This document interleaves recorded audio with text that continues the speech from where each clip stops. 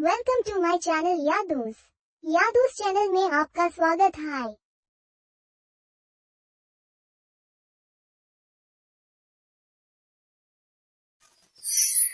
बहुत समय पहले की बात है। कासगंज नामक एक सुंदर सा गांव हुआ करता था। उस गांव में एक लकड़हारा रहता था जिसका नाम रामू था। रामू बहुत ही ईमानदार और मेहनती था। वह हमेशा अपने काम से खुश रहता था। उसके पास ज्यादा पैसे नहीं थे, लेकिन वह अपनी जिंदगी से संतुष्ट था। रामू के परिवार में उसकी पत्नी और उसके 2 बच्चे थे। रामू सेठ लालचंद के यहाँ लकड़ी काटने का काम करता था और लकड़ी काटने के बदले में सेठ लालचंद रामू को पैसे देता था, जिससे रामू और उसके परिवार का जीवन व्यापन होता था। सुमन, मैं काम पर जा रहा हूँ। आज बहुत देर हो गया है, तो तुम बच्चों को स्कूल छोड़ाना। जी, स्कूल तो मैं छोड़ आऊंगी, लेकिन मोनू और चिंकी पिछले 2 दिन से कह रहे हैं कि उनके स्कूल की टीचर स्कूल की फीस मंगा रही है। हाँ, तो जाकर दे आओ ना स्कूल की फीस। अजी कहाँ से दूं? आप जो पगार लाते हैं उसमें मुश्किल से तो घर चल पाता है। अब उतनी सी तनख्वाह में मैं बच्चों की फीस का इंतजाम कैसे करूं? अजी मैं एक बात आपको साफ साफ कह देती हूँ, आप सेठ लालचंद जी से पगार बढ़ाने की बात कहिए। दिन पर दिन खर्च बढ़ता जा रहा है। बाजार में अगर सब्जी लेने निकलो तो सब्जियों के दाम आसमान छू रहे हैं, और बच्चों की पढ़ाई का खर्चा, घर का खर्चा, अब इतनी कम तनख्वाह में कैसे गुजारा होगा? ठीक है, मैं आज ही सेठ जी से थोड़ा पगार बढ़ाने की बात करता हूँ। इतना कहकर रामू काम पर चला जाता है।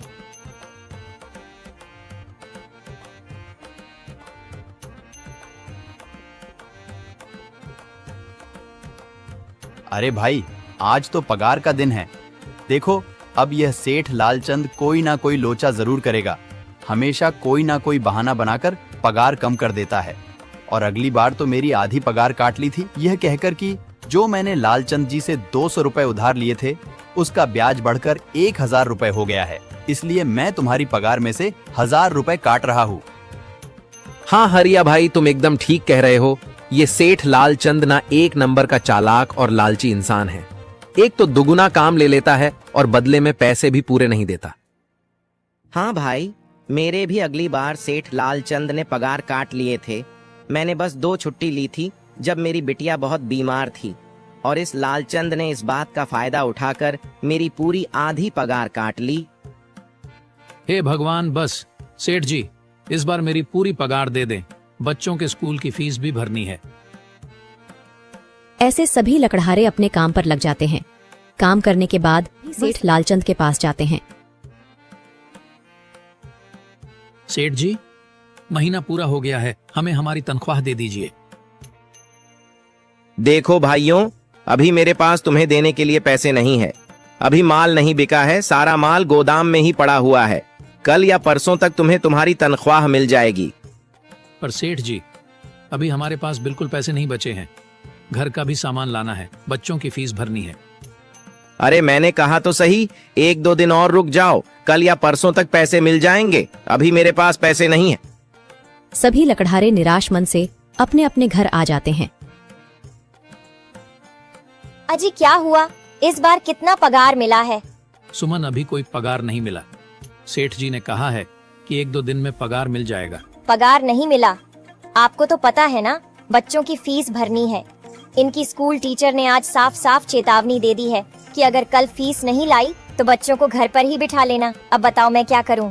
मैं क्या करूं सुमन, ये सेठ जी समय पर कभी पैसे देते ही नहीं हैं। अब तो बस हम इंतजार के सिवा और कुछ नहीं कर सकते। 1-2 दिन की बात है, देख लेते हैं। ऐसे ही 2 दिन गुजर जाते हैं। 2 दिन बाद सेठ लालचंद सबको पगार देता है। अरे हरिया, ये ले अपनी इस महीने की पगार। सेठ जी, यह तो बस 2000 है। मैंने तो इस महीने 3000 तक का काम किया है। हाँ, काम तो किया है, लेकिन तूने 1-1 घंटे आराम भी तो किया है। ये पैसे उसी आराम के कांटे हैं। पर सेठ जी, आपने तो कहा था 8 घंटे काम के महीने में 3000 मिलेंगे, और मैंने तो 8 घंटे काम किया और 1 घंटे आराम। देख हरिया, मुझे ज्यादा हिसाब किताब ना समझा। ये 2000 रख, अगर चाहिए तो, और अगर नहीं चाहिए तो कहीं और काम ढूंढ ले। बेचारे हरिया के पास उन पैसे को लेने की सिवाय और कोई रास्ता नहीं था। हरिया चुपचाप वह पैसे रख लेता है।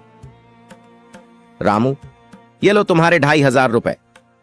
पर सेठ जी, 2500 क्यों? मेरे तो पूरे 3000 बनते हैं ना। मैंने तो कोई छुट्टी भी नहीं की और ना ही कोई आराम। मैंने तो अपना सारा काम समय पर किया है। हाँ, समय पर तो किया है, पर इस समय बाजार में लकड़ियों का दाम काफी सस्ता हो गया है। इस वजह से अभी तुम्हें भी पगार कम ही मिलेगी जब तक लकड़ियों का दाम नहीं बढ़ता। पर सेठ जी, बात तो 3000 की हुई थी ना। अब 2500 में मैं कैसे घर चलाऊंगा? बच्चों की स्कूल की फीस भी भरनी है सेठ जी। इस बार आप पूरे पैसे दे दीजिए। 2500 ही मिलेंगे तुझे। यहाँ काम करना है तो कर, वरना कहीं और काम ढूंढ ले।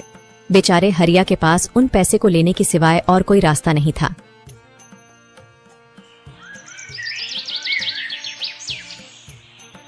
अरे भाई, यह सेठ लालचंद एक नंबर का बेईमान इंसान है। सारे पैसे अपने जेब में भर लेता है और बहाने बनाता है कि लकड़ियों के दाम सस्ते हो गए हैं। देख लेना, हम गरीबों की किसी न किसी दिन इसे जरूर हाय लगेगी। नहीं हरिया, ऐसे नहीं कहते। वह हमारे अन्नदाता है। आखिर उन्हीं के वजह से तो हमारा घर चल रहा है। अरे काहे का अन्नदाता? काम के पूरे पैसे तो देता नहीं है। पूरे महीने मेहनत करके भी क्या मिलते हैं? बस ये 2000 रुपए। इसमें घर खर्च कैसे चलाएं? ऐसे तो हम कभी तरक्की नहीं कर पाएंगे। और हम कर भी क्या सकते हैं हरिया? हमें लकड़ी काटने की सिवा और कोई काम कहाँ आता है? और कोई काम खोलना भी चाहे तो उसके लिए हमारे पास इतने पैसे कहाँ हैं? अब जो भी हो, हमारा तो बस ये सेठ लालचंद ही सहारा है ना। कुछ देर बातें करने के बाद अपने घर की ओर निकल पड़ते हैं। जी आ गए आप। कितनी पगार मिला है? सुमन, इस बार सेठ जी ने बस 2500 रुपए ही दिए हैं। बस 2000। इतने में कैसे घर चलाएंगे? बच्चों की फीस में ही 1000 रुपए निकल जाएंगे। फिर 1500 में क्या क्या करेंगे? अब मैं क्या कहूँ सुमन, अब तुम्हें इसी में ही गुजारा करना होगा। तुम सबसे पहले बच्चों की फीस भर देना, इसके बाद बाकी का मैं देखता हूँ। अजी आप क्या देख लोगे? सेठ जी से पूरे पैसे तो मांगे नहीं गए आपसे? नहीं सुमन, मैंने सेठ जी से पैसों के लिए कहा था, पर सेठ जी ने साफ इनकार कर दिया और कहा, यह लेना है तो लो, वरना कहीं और काम ढूंढ सकते हो। मैं सोच रहा हूं कि लकड़ी काटने के बाद मैं कहीं और भी काम ढूंढ लूं।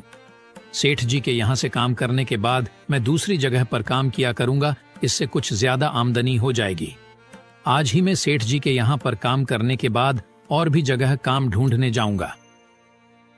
इतना कहकर रामू काम पर निकल जाता है और जैसा कि रामू ने कहा था, वह लालचंद के यहाँ काम करने के बाद काम की तलाश में निकल जाता है।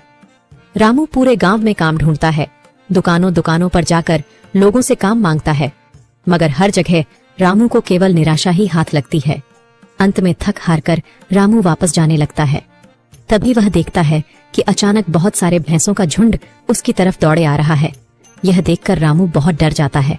वह इधर उधर देखता है तो उसे एक गुफा दिखती है और वह गुफा में जाकर छुप जाता है। जब भैंसों का झुंड वहां से निकल जाता है तब रामू की जान में जान आती है। हे भगवान, आज तो बाल बाल बच गया मैं, वरना आज तो मैं इन भैंसों के पैरों तलों तो कुचला ही जाता। पर यह मैं कहाँ आ गया? रामू यह सब सोच ही रहा था कि तभी उसकी नजर गुफा में रखी एक टोकरी पर जाती है। रामू उस टोकरी के पास जाता है। ये कैसी गुफा है? ये कैसी टोकरी यहाँ पड़ी है? इसे मैं घर ले जाता हूँ, सामान रखने के काम आ जाएगी। रामू जैसे ही उस टोकरी को हाथ लगाता है, गुफा में से एक आवाज आती है, रुक जाओ, इसे छूने की कोशिश मत करो। यह आवाज सुनकर रामू एकदम पीछे हट जाता है। तभी गुफा में एक जिन्न प्रकट हो जाता है और वह रामू से कहता है, कौन हो तुम और मेरी गुफा में क्या कर रहे हो? मुझे माफ करना, आप जो भी हो। कुछ भैंसों का झुंड मेरे पीछे पड़ गया था और उनसे बचने के लिए मैं इस गुफा में आकर छिप गया और फिर मेरी नजर इस टोकरी पर गई। माफ कीजिए, मुझे लगा यहाँ कोई नहीं है तो यह टोकरी किसी की नहीं होगी, इसलिए मैंने इसे छुआ। रामू, तुम्हें डरने की जरूरत नहीं है। मैं तुम्हारे बारे में सब जानता हूँ। मेरी नजर एक बार भी जिस पर पड़ जाती है, मैं उसका इतिहास अपनी खुली आंखों से देख सकता हूँ। पर आप है कौन और आप इतने विचित्र क्यों दिखाई पड़ रहे हैं? आप अपना परिचय दीजिए। कौन है आप? मैं एक जिन हूँ और मैं कई सालों से इस गुफा की रक्षा कर रहा हूँ। यह गुफा मेरे पूर्वजों की है।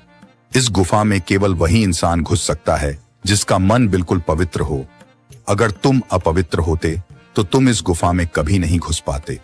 तुम एक सच्चे इंसान हो, इसलिए तुम इस गुफा में घुस पाए और इस टोकरी को छू पाए। अब तुमने इस टोकरी को छुआ है तो यह टोकरी तुम्हारी हुई। नहीं, मुझे ये टोकरी नहीं चाहिए, मैं तो बस देख रहा था। डरो मत रामू, तुम ये टोकरी ले जाओ। ये कोई साधारण टोकरी नहीं है, बल्कि यह जादुई टोकरी है। जादुई टोकरी? क्या यह वही जादुई टोकरी है जिसके बारे में हमारी दादी कहानी सुनाई करती थी कि किसी गांव में एक जादुई टोकरी हुआ करती थी और वह सबकी इच्छाएं पूरी करती थी? हाँ रामू, ये वही जादुई टोकरी है। अब तुम इस टोकरी के मालिक हो। तुम इसके इस्तेमाल से अपनी स्थिति सुधार सकते हो, पर याद रखना, तुम जो भी वस्तु इस टोकरी में एक बार डालोगे वह चीज ही तुम्हें बार बार इस टोकरी में डालनी होगी। इसके अलावा तुम और दूसरी कोई चीज इस टोकरी में नहीं डाल सकते। अगर तुमने ऐसा किया तो इसका परिणाम तुम्हें ही भुगतना होगा। मेरी इस बात को हमेशा ध्यान में रखना और सोच समझकर बिना लालच किए इस टोकरी में वह ही सामान रखना जिसकी तुम्हें जरूरत हो। रामू टोकरी को लेकर घर आ जाता है। सुमन, ये देखो, ये मैं क्या लेकर आया हूँ। क्या लाए हो आप? बस ये एक टोकरी। सबसे पहले यह बताइए, आप तो काम की तलाश में गए थे ना, तो कोई दूसरा काम मिला कि नहीं? नहीं। अरे सुमन, मेरी पूरी बात तो सुनो। ये कोई ऐसी वैसी टोकरी नहीं है, बल्कि ये एक जादुई टोकरी है। रामू सुमन को वह सारी घटना के बारे में बताता है जो उसके साथ हुई। अच्छा, तो आपका कहने का मतलब है कि इस टोकरी में हमें कोई ऐसी चीज डालनी होगी जिसकी हमें सबसे ज्यादा जरूरत हो। हाँ सुमन, हमें सोच समझकर ही इसमें कोई चीज डालनी होगी। रामू थोड़ी देर सोचता है, फिर उसका ध्यान उन लकड़ियों पर जाता है जो एक बार उसने सुमन को रखने को दी थी। सुमन, तुम्हें याद है, एक बार मैं जंगलों में लकड़ियां काटने गया था तो मुझे एक चंदन की लकड़ी मिली थी और वह मैंने तुम्हें लाकर दे दी थी। हाँ, दी तो थी। तो तुम उस लकड़ी को ले आओ। हम उस चंदन की लकड़ी को ही इसमें डालेंगे और उस लकड़ी से अपना एक व्यापार शुरू करेंगे। सुमन चंदन की लकड़ी को ले आती है और उसे टोकरी में डाल देती है। वह जैसे ही चंदन की लकड़ी उस टोकरी में डालते हैं, उसमें कई सारी लकड़ियां आ जाती हैं। अरे वह, यह तो चमत्कार ही हो गया। ये देखिए, कितनी सारी चंदन की लकड़ियां हो गई। अगर आप इसको बेचेंगे तो इससे काफी अच्छे पैसे मिलेंगे।